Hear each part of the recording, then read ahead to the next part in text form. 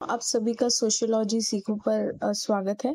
आज हम सीखेंगे एंथ्रोपोलॉजी का अर्थ क्या है, जिसे एंथ्रोपोलॉजी को मानव शास्त्र भी कहते हैं हिंदी में। तो एंथ्रोपोलॉजी जो है ये दो शब्दों से बना है। एक है एंथ्रोपोस यानी कि इंसान, और दूसरा है लोगोस यानी कि पढ़ाई, स्टडी। तो इसका अर्थ होता है anthropology is the science of humans work and behaviour. मतलब यहाँ पे हम इंसानों के बारे में स्टडी कर रहे हैं और इंसानों ने जो भी बनाया है उसके बारे में, और इंसान के व्यवहार के बारे में भी हम पढ़ाई कर रहे हैं। तो एंथ्रोपोलॉजी जो है इसे हम इसीलिए कहते हैं कि द साइंस ऑफ ह्यूमैनिटी, मतलब इंसानों के बारे में स्टडी कर रहा है ये। और इसमें ये भी देखा जाता है कि बायोलॉजी क्या है इसकी, इंसान कैसे डेवलप होता है। जैसे ये डायग्राम आप देख रहे हैं, बंदरों से कैसे इंसान आया। बंदरों के पास कोई हथियार नहीं थी, लेकिन जैसे जैसे इंसान बढ़ता जा रहा है उसके पास कुछ ना कुछ टूल्स हैं, जैसे लकड़ी है या स्टोन के रिलेटेड कुछ बनाया हुआ टूल्स है ऐसे।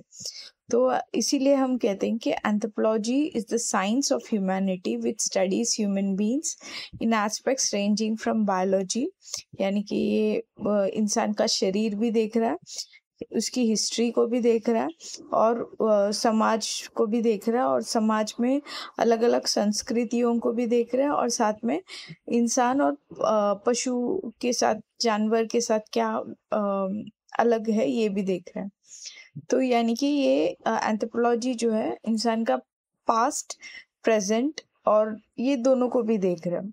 अगर हम एंथ्रोपोलॉजी का इतिहास देखें तो इसे तीन ग्रुप या तीन लोगों के साथ हम जनरली डिस्कस करते हैं। तो पहला है जो एक जगह से दूसरे जगह पे जाते थे, जैसे ट्रैवलर्स कहते हैं, जैसे मार्क पोलो है, कोलंबस है। तो ये लोग नई जगह की खोज में घूमते थे, और उनको राजा, उस जगह की जो भी राजा है या जो भी गवर्नमेंट है वो उनको पैसे देती थी। तो ये ट्रैवलर्स इन्हें कहा जाता है। दूसरा जो है वो है मिशनरीज। मिशनरीज यानी कि क्रिश्चियन कम्युनिटी के जो भी मतलब फादर है, तो वो लोग घूमते थे एक जगह से दूसरे जगह अपने जो हम कहते हैं कि मजहब को स्प्रेड करने के लिए, उसके बारे में बताने के लिए।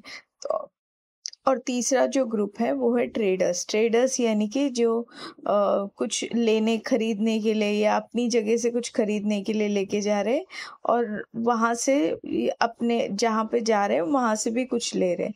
ट्रेडर्स यानी कि जैसे बहुत बार ब्रिटिशर्स जो आए थे इंडिया में, पहले तो वो ट्रेडर बन के ही आए थे। तो जब भी उनको, इन लोगों को कुछ नया दिखता था तो उसके बारे में वो लिखते थे, और वो लिखने के साथ साथ कुछ चीजों को अपने घर भी लेकर जाते थे। तो इससे ही इसे हम इंग्लिश में कहेंगे आर्टिफैक्ट्स, यानी कि कुछ यूटेंसिल, कपड़े, ऐसे पुरानी जो भी नई चीज उनकी जगह पर नहीं देखी तो वो लेके जाते थे। तो जैसे कहीं तो उन्होंने देखा कि यहाँ पे लोग, क्योंकि उनकी संस्कृति अलग थी, तो वहाँ पे वो लोग कपड़े पहनते थे, लेकिन दूसरे देश में क्या है, कपड़े नहीं पहन रहे लोग, जो है पत्ते यूज कर रहे हैं या साड़ियाँ पहन रही है। तो जब भी उनको कुछ नया देखा, उनको समझ में नहीं आया ये क्या है, तो इसीलिए वो उनके बारे में लिखने लग गए।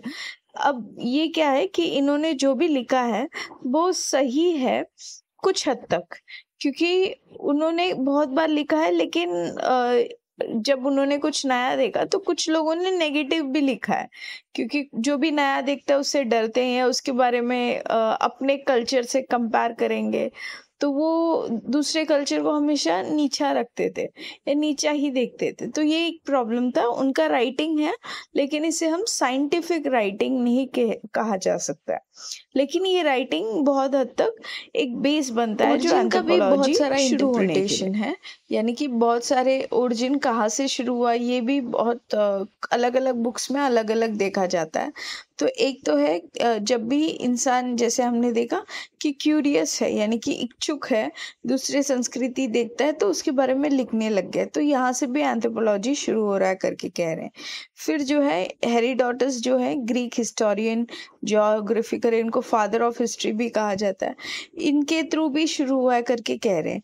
फिर जो है एज ऑफ डिस्कवरी जो कि है 1400 से 1600 यहाँ पे भी ओरिजिन हो रहा है करके देख रहे हैं। इसके साथ ही एनलाइटनमेंट पीरियड जो है इसको भी समझा जाता है कि यहाँ पे भी एंथ्रोपोलॉजी ग्रोथ हो रहा है। अब एनलाइटनमेंट पीरियड जो है ये लगभग 18वां सदी में हो रहा है, यानी कि ये वो टाइम पीरियड है जहाँ पे इंडस्ट्रियल रेवोल्यूशन भी आसपास है और जो साथ में है जो पुरानी सोच विचार थी, जैसे हर चीज़ का मतलब सॉल्यूशन जो है बुक्स में देखा जाता था, जैसे बाइबल में या चर्च में देखा जाता। अब वो पुराने विचारों को मतलब बिलीव नहीं कर रहे हैं और वो लोग कह रहे हैं कि हम जो है हर चीज के पीछे एक रीजन देखेंगे, एक ट्रेडिशन बिलीफ्स को हम क्वेश्चन करेंगे। जैसे आज के डेट पे आपको कोई कुछ ऐसे ही नहीं बेच सकता है, जैसे एक फेयर एंड लवली भी अगर आपको बेच रहा है तो वो दिखाता है अरे एडवर्टाइजमेंट में इतने दिन में गोरेपन हो रहा है, तो उसी तरह यहाँ पे भी हो रहा है कि proof, reason, idea of progress, science, ये सब का ग्रोथ हो रहा है एनलाइटनमेंट पीरियड में। ओके उसके बाद जो है एक्सप्लोरेशन एंड कॉलोनियल, जैसे हमने देखा कि बहुत बार जो ये फिरंगी अपने जगह से दूसरे जगह पे जाते थे वो भी दूसरे संस्कृतियों के बारे में लिखते थे और उससे भी एंथ्रोपोलॉजी डेवलप हुआ करके कहा जा रहा है। फिर है चार्ल्स डार्विन। चार्ल्स डार्विन जो है उन्होंने अपनी बुक लिखी है जिसमें वो ओरिजिन ऑफ स्पीशीज बता रहे हैं कि किस तरीके से एक वर्ल्ड में किस तरीके से पहला जीव किसका है करके। तो ये चार्ल्स डार्विन के बुक के साथ जो है एक क्यूरियोसिटी डेवलप हो रही है कि ओरिजिन कहाँ से, संस्कृति का कहाँ से, एक इंसान का कहाँ से। तो ये ओरिजिन का जो फेस है ये बाकी डिसिप्लिन्स में भी शिफ्ट हो रहा है, वहां से भी एंथ्रोपोलॉजी का एक इंस्पिरेशन मिलता है करके कहते हैं। अब हम देखेंगे कि एंथ्रोपोलॉजी में कौन से मेथड्स यूज होते हैं। तो मेथड्स अगर हम देखें तो पहला है फील्ड वर्क। फील्ड वर्क मतलब आप कहीं पे जाते हैं, काफ़ी टाइम तक एक जगह पे रहते हैं और उस जगह के बारे में लिखते हैं। फॉर एग्जाम्पल आप लद्दाख में गए और उनकी संस्कृति देखा। आप मुंबई से हैं और लद्दाख में जाएंगे तो पहला चीज़ है कि उनका क्लाइमेट अलग है, वहाँ पे झाड़ नहीं दिखेंगे आपको इतने, तो वहाँ पे सांस की तकलीफ होगी। तो आप ये सब भी अपने फील्ड वर्क में लिखेंगे कि कैसे क्या क्या आपके प्रॉब्लम्स हुए, वहाँ पे लोगों की संस्कृति कैसी है, उनके कपड़े कैसे हैं। जैसे वो बहुत सारे कपड़े उनके अलग हैं जो बॉम्बे में नहीं दिखेगा। हमारे कपड़े पतले होते हैं लेकिन वो ठंडे वाले कपड़े पहनेंगे। तो उनका फूड हैबिट्स अलग है। उनके घर पे फ्रिज की मतलब बहुत जनों के पास फ्रिज नहीं होगा, तो जब बर्फ पड़ती है 3 महीने या 6 महीने तब लोग मिट्टी में मतलब खोद के रखते हैं अपने पटाटो को या ऐसी चीज़ों को, और जब चाहिए तब ले लेते हैं। तो फील्ड वर्क में उनके बारे में आप पूरा लिखेंगे कि इनका कैसा है रहन सहन, ये सब। तो फील्ड मतलब जहाँ पे आप पढ़ने जा रहे हो उसे हम फील्ड कहेंगे। दूसरा है एथनोग्राफी। अब एथनोग्राफी और फील्ड वर्क में ये डिफरेंस है कि एथनोग्राफी आप कहीं पे जाते हैं, रहते हैं, लेकिन आप लंबे दौर तक रहते हैं, 8-9 महीने, मतलब कभी कभी 1 साल भी रहते। तो मतलब क्या होता है, इससे आप पूरे साल भर के त्योहार, उनकी संस्कृति, उनका छुट्टी, उनका खाना, जैसे हम ठंड के महीने में कुछ और खाते हैं लेकिन हम गर्मी के महीने में और ठंडा चीज़ खाएंगे, तो उसी तरह हर क्लाइमेट में कैसा इनका वे ऑफ लाइफ है, ये सब के बारे में आप लिखेंगे। तो होलिस्टिक यानी कि पूरी तरह से मतलब जैसे हम देखेंगे कि आप जैसे एक बच्चे ने चोरी की तो आप सिर्फ उसको ये नहीं पूछेंगे कि तू मतलब चोरी किया करके नहीं उसे मारेंगे, लेकिन इसने क्यों किया, इसके पीछे क्या कारण था, किस रीजंस की वजह से इसका ये बिहेवियर है। तो एक प्रॉब्लम को, एक टॉपिक को आपको पूरे डायमेंशन से देखना है, मतलब उसका पास्ट क्या है, उसका प्रेजेंट क्या है, इसका फ्यूचर एक्शन क्या है। तो पूरी तरीके से होलिस्टिक यानी कि पूरी तरीके से देखना, होल यानी कि होलिस्टिक, ऐसे आप याद रखेंगे।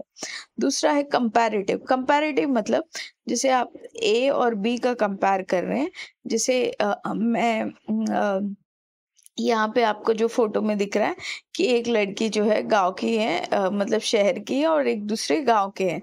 तो इनकी वेशभूषा में कैसे अलग है। तो ये कंपैरिजन सेम कंट्री में हो सकता है, नहीं तो एक कंट्री के दूसरे कंट्री से के साथ भी हो सकता है, या एक सिटी का दूसरे सिटी के साथ भी हो सकता है। फिर एंथ्रोपोलॉजी बहुत बार किसको पढ़ता है, तो अगर हम देखें तो एंथ्रोपोलॉजी जो है ज़्यादातर जो है सिंपल सोसाइटीज, यानी कि जहाँ पे लोगों के पास इंडस्ट्री नहीं है, मशीन्स नहीं है, ऐसे हमारे जैसे हर घर पे एक फैन होगा या ट्यूबलाइट होगा, इलेक्ट्रिसिटी थोड़ा कम है, तो जहाँ पे मशीन का जो यूसेज है ये कम है। तो ये कहाँ पे कम दिखेंगे आपको, गाँव में, रिमोट गाँव में, दूर दूर गाँव में, या ट्राइबल्स में, या जो हम हंटिंग गैदरिंग सोसाइटीज है यहाँ पे, तो ये सबको देखते हैं। तो बहुत बार अगर हम देखें तो कोलोनाइजर्स जो फिरंगी लोग थे वो भी इन्हीं तरीके के समाज को ज्यादातर पढ़ाई कर रहे थे। तो उनको ये समाज पे ज्यादा इंटरेस्ट था, क्योंकि उससे उनका उनका खुद का डेवलपमेंट कैसा हुआ ये समझ में आता है। तो इसलिए भी ये ट्राइबल सोसाइटीज पे ज्यादा फोकस करते थे। तो कोलोनाइजर्स ने बहुत बार ये ट्राइबल सोसाइटीज के बारे में लिखा है। तो एंथ्रोपोलॉजी और अदर डिसिप्लिन्स, एंथ्रोपोलॉजी और अलग डिसिप्लिन्स में क्या फर्क है। तो जैसे आप ये फोटो में देखेंगे, हर सब्जेक्ट है हमारे पास यहाँ पे जो मतलब ह्यूमैनिटीज में आता है, सोशल साइंसेस में जैसे हिस्ट्री है। तो एक चीज है कि एंथ्रोपोलॉजी जो है ये सिर्फ इंसान का एक अलग अलग पहलू देखता है, यानी कि सारे पहलू देखता है।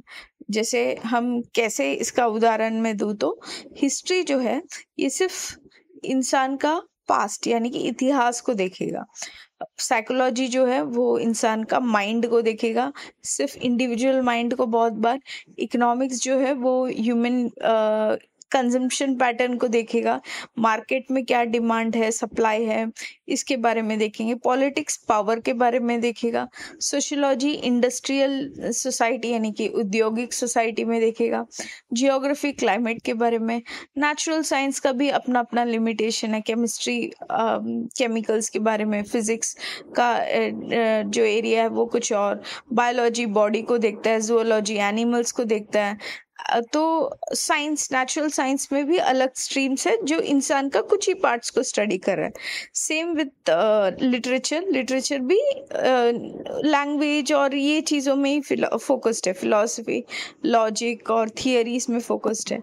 लेकिन ये अकेला सब्जेक्ट है एंथ्रोपोलॉजी जो इंसान का कल्चर को भी देखता है, इंसान का पास्ट को भी देखता है, इंसान का आकार कैसा है, एवोल्यूशन कैसे हुआ। जैसे यहाँ पे ये फोटो देख रहे हैं कि आज का डेट का इंसान कैसा है, कपड़ा पहनता है, सिगरेट पीता है, कुछ लोग टोपी पहनता है, गाड़ी चलाता है। लेकिन दूसरा आदमी देखिए आप कैसे है वो पुराने जमाने में। तो या लड़की को देखिए, स्त्री है, यहाँ पे भगवान है, यहाँ पे हमने अलग अलग जगह महल बनाई है। तो ये सब के बारे में, तो यही है एंथ्रोपोलॉजी का यूएसपी या यूनिक सेलिंग पॉइंट जो है। ये एक ट्राइब है जो पहली बार किसी नॉन ट्राइबल को मिल रहा है, स्पेशली जो एक गोरा आदमी जब आ रहा है यहाँ पे, यानी कि गोरा यहाँ का मतलब है कोई ये अमेरिकन है या फॉरेनर है, तो उसको टच करके देख रहे हैं। इनके कपड़े देखिए, इनके कपड़े देखिए, तो वो उसे मतलब एक्सप्रेशन, उसका फेस का एक्सप्रेशन देखिए कितना डाउटफुल है।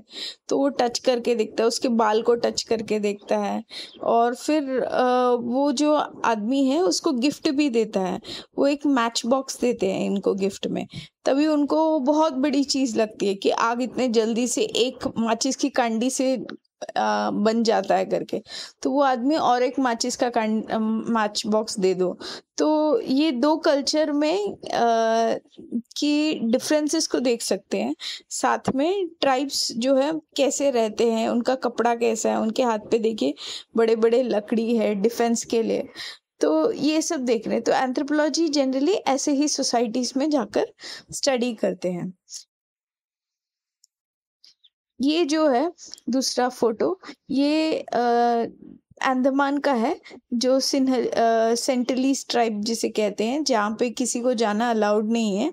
तो वो पहली बार जब मिलने जा रहे हैं तो उनको नारियल दे रहे हैं, क्योंकि नारियल ट्राइबल रिलीजन में प्योर माना जाता है, सीक्रेट माना जाता है। तो उनको भी गिफ्ट दे रहे ताकि वो एक फ्रेंडली रिलेशन। तो ये जो आप देख रहे हैं मतलब बनियन में, ये एक्चुअली एंथ्रोपोलॉजिस्ट है। ये कांटेक्ट हुआ था 1970s में। उसके बाद इनके साथ कुछ कांटेक्ट्स इतना हुआ नहीं है। आज के डेट में यहाँ जाना अलाउड नहीं है। तो इसके साथ मुझे लगता है कि आप लोगों को समझ में आ गया रहेगा कि नेचर ऑफ एंथ्रोपोलॉजी क्या है करके। हम दूसरे वीडियो में मिलते हैं।